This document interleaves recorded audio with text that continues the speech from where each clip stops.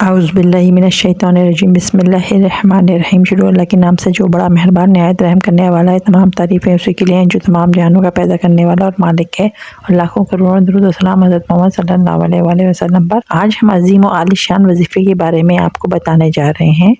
یہ وظیفہ بہت ہی معتبر ہے، جس کی خود اللہ پاک نے قسم اٹھائی ہے، اور اس پہ 70 حاجتوں دینے کا بھی وعدہ ہے، اور اللہ پاک 70 بار نظر رحمت سے بھی دیکھیں گے، اور جنت فردوس کے ملنے کا بھی اس میں وعدہ ہے کہ جو یہ پڑھے گا تو اس کو جنت فردوس عطا کی جائے گی۔ یہ کوئی بہت لمبا چوڑا وظیفہ نہیں ہے، بلکہ 1 سے 2 منٹ کا وظیفہ ہے، مگر دن میں 5 مرتبہ یعنی کہ 5 نمازوں کے بعد 1 سے 2 منٹ کے اندر آپ نے یہ وظیفہ پڑھ لینا ہے، اور کامیابی اور کامرانی آپ کا مقدر ہوگی۔ کیونکہ پورے دن میں ایک انسان کی 70 حاجتیں بھی میرا خیال نہیں ہوتی، اگر ہوتی بھی ہیں تو بالفرض تو اس کی وہ ساری کی ساری اللہ پاک اپنے فضل و کرم سے پوری کر دیں گے۔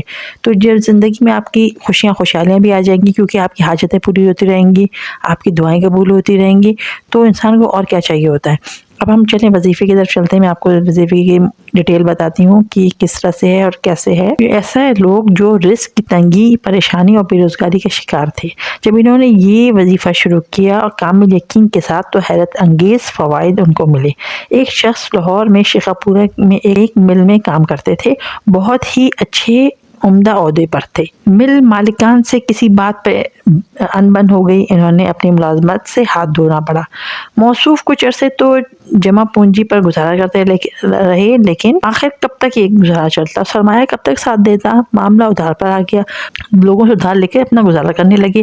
آخرکار لوگوں نے بھی ادھار دینے سے انکار کر دیا اور ادھار دینا بند کر دیا۔ اسی دوران نوکری کے لیے کوشش بھی کرتے رہے، لیکن ہر جگہ سے ناکام رہے۔ آخرکار لاہور میں انہوں نے وظیفہ دیکھا اور پڑھنا شروع کیا۔ موصوف چونکہ پریشان تھے، انہوں نے اہتمام سے یہ وظیفہ بڑی شان سے کرنا شروع کیا۔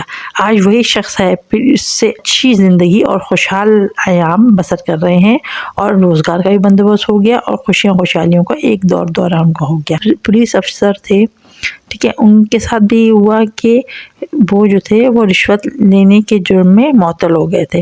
موصوف نے بحالی کے لیے بہت کوشش کی، لیکن چونکہ آفیسر عرصہ دراز سے ناراض تھے، اس لیے کام نہ ہوا۔ ایک صاحب کے ذریعے سے اس پولیس افسر سے ملاقات کی، بیچارہ بہت پریشان تھا۔ دوست احباب ساتھ چھوڑ گئے تھے، مزاج میں سادگی اور تواضع آ گئی تھی۔ اس سے رزق حلال کا وعدہ لے کر ہر نماز کے بعد مذکورہ وظیفہ کرنے کو کہا، تو نوکری بھی بحال ہو گئی، اور واپس زندگی اطمینان اور سکون بھی آ گیا۔